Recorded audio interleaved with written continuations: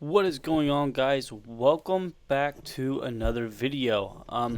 This one I want to go over here, River North Opportunities Fund. Why do I want to go over this one? Well, you guys know I like monthly dividends, and guess what this one pays. So with that being said, let's go on ahead, let's cue the intro and jump right into this video. I've been getting dirty money. Okay, guys, so I've been looking at a lot of funds here lately. You guys know, you guys have seen the stock market.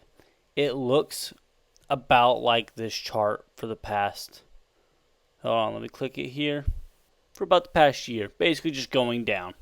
But of course, these other funds are going to follow the market. Why? Because they own other stocks that are in the market, things like that, a lot of them, or just in general, the markets are going down, the GDP is going down, so it's going down.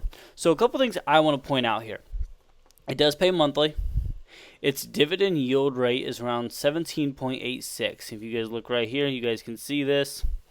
This is all on Seeking Alpha. I want you guys to know where to get the information so you guys can do this yourself as well. These are my personal opinions, and the reason why I wanted to look at this one is because actually somebody mentioned it to me and what I thought about it, because they know you guys see, if you guys have seen my last videos. If you haven't, go check them out. PTY, PDO, I believe. I do some UTGs, some basically all funds that pay monthly dividends. Not all of them are closed-end funds that I've done reviews on, but I do hold closed-end funds because I like them. I'm an income investor. I am not just looking for growth in my money. I prefer to get the dividends every single month and continue to grow my income. And then I put more money in them as well from other sources of income. So, River North Opportunity Fund, what is this company going to do? Guys, I think this is a great I've mentioned this before on my channel, CEFconnect.com. You can go up here to this search bar right here, and you guys can figure out or type in whichever one you want. This ticker number is RIV.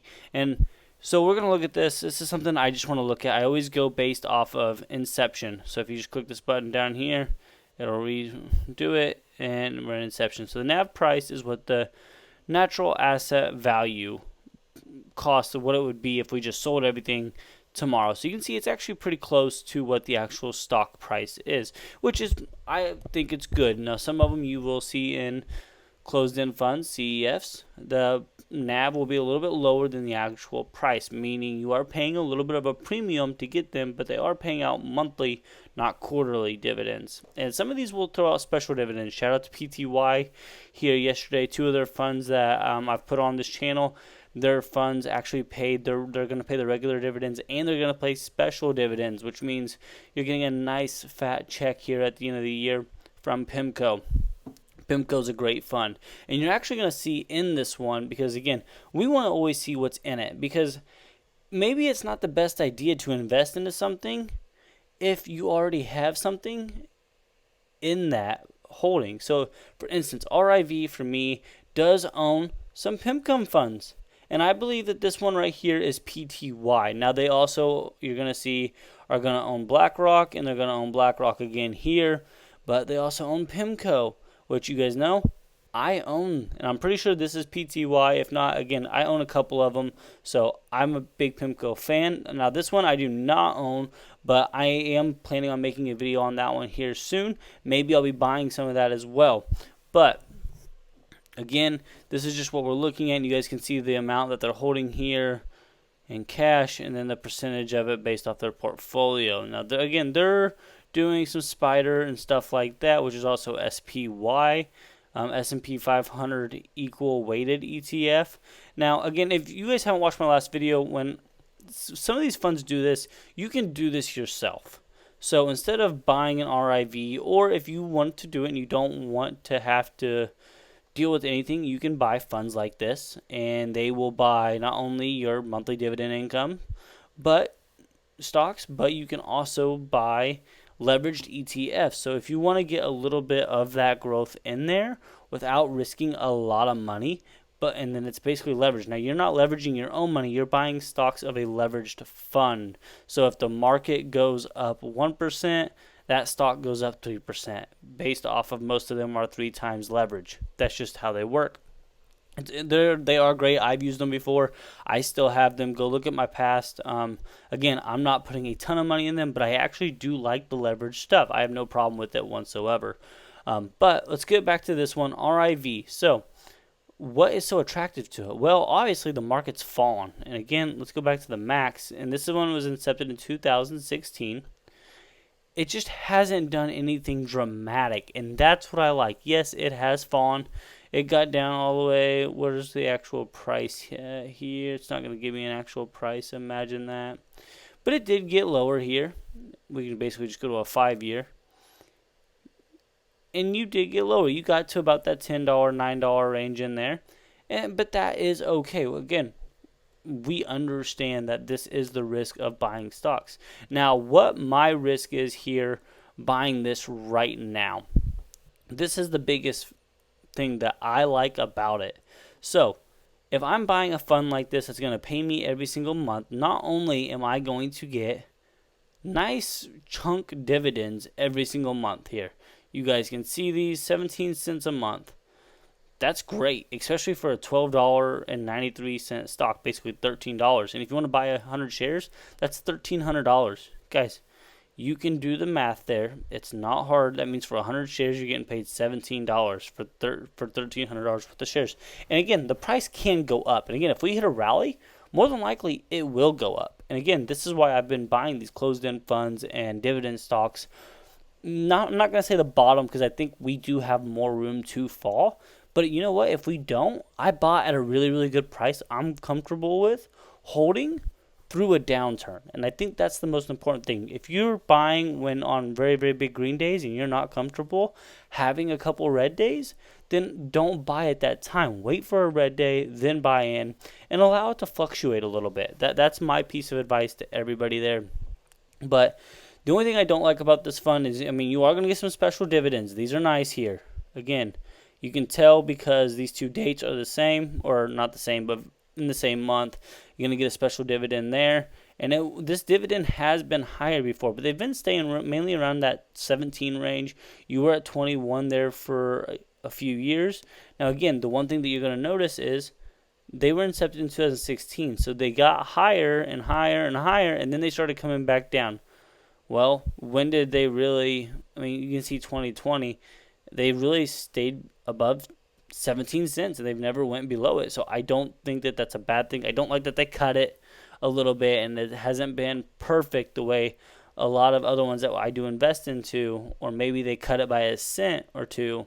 I'm okay with a cent or two. I don't prefer it, but if like a PTY cuts it by a cent or two, I think it was a cent and a half, I'm okay with it. I can live with that. But when they start cutting it dramatically is when you need to get worried. But this one hasn't went below 17. They've been very consistent paying it. I have no problem with that. But again, where are we matching up here?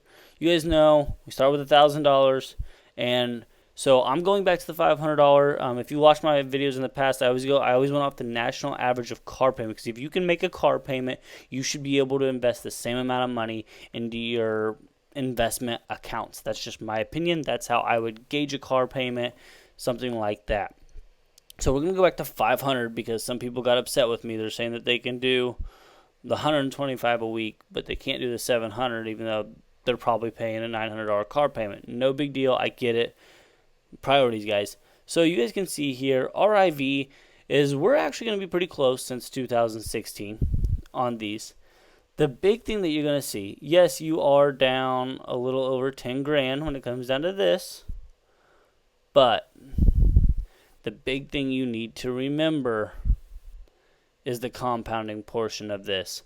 RIV obviously is at $6,345 a year, and that's including this year already. What they gave you last year. Yeah, so you're above what they did last year already.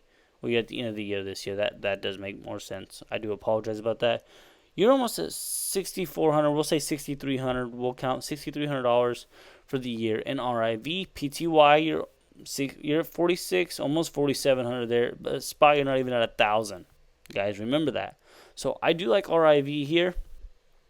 It's going to continue. Obviously, it's going to have more income than PTY by a little bit just based off of its dividend.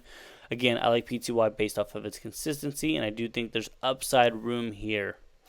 So just remember what you are investing for. If you're investing in these closed-end funds and versus like a SPY or an ETF or something like that, those are for growth. Do they pay a dividend? Yes, but it's very, very, very small. But you're not far off on your overall amount, and you know you're getting more shares every single month of these PTY and RIV if you have your drip located on. And I think, to me, that's what is important, because again, I am an income investor, not a growth investor. I have bills that that need paid every month, just like 99.99999% of Americans. And this is what I'm going to pay them off of, guys. When I retire, this is what I'm paying them off of. I'm not going into my personal account to pay them. No, I'm waiting for the dividends to hit, and I'm sending the check out at the beginning of the month to pay for everything from the money that I have made in my lifetime. So with that being said, guys, do your own research on these. Know what you're looking at. Know what they're holding. This is a big thing here. Know what they are holding. You guys can go in and buy things like a PTY and then go and buy a leveraged ETF like I talked about beforehand. Those are funds. Those are things that you have to decide. If not, go find a PTY or go find RIV and just buy it and let it sit there. Make sure you have the drip on and continue to get more and more money every single month. Guys, I don't think that this is an awful fund. I think that you can put your money into a whole lot worse things. And I do think once the bottom falls out of the market and we finally set in an actual bottom, there will be a lot of upside to come. And again, that's what I was saying, is I will be willing to risk, let's say $1,300. We're going to round this up. $1,300 in order to get $17 a month, monthly dividend. And I'm not going to touch the monthly dividend. It's just going to buy more shares. So I'm going to get over a share every single month here on this, and continue to invest into things like this, rather than, and I have a potential upside of being able to sell it for $20 maybe in a year or 2 years and make that money as well. So I'm getting a 17% return every year on my money. Plus, I'm going to be able to sell it one day for more than that. I do truly believe that. Now, again, I like what they're doing here. Now, of course, they are using leverage. That's how they are doing this, and how they're able to make a little bit more money than what you would be able to if you just went and bought these exact funds. But that's how most funds do it. That's how they make their money, guys. They are using leverage compared to other things. But RIV, not a bad idea here. I would say I would buy 100 shares of it. And you know what? Tomorrow I probably will buy 100 shares of it. I will spend the $1,300, buy 100 shares of it, and let it sit there. And then maybe just start buying $100 of it every single month when I do, compared to what I put into PTY and PDI and other stocks, all those other things, and my leveraged ETFs. And I will watch my portfolio grow with it, and I will get more monthly income. So with that being said, guys, thank you guys all for watching this. Make your own decisions. Don't go off what I just said. I'm not a financial advisor whatsoever. Make your own decisions.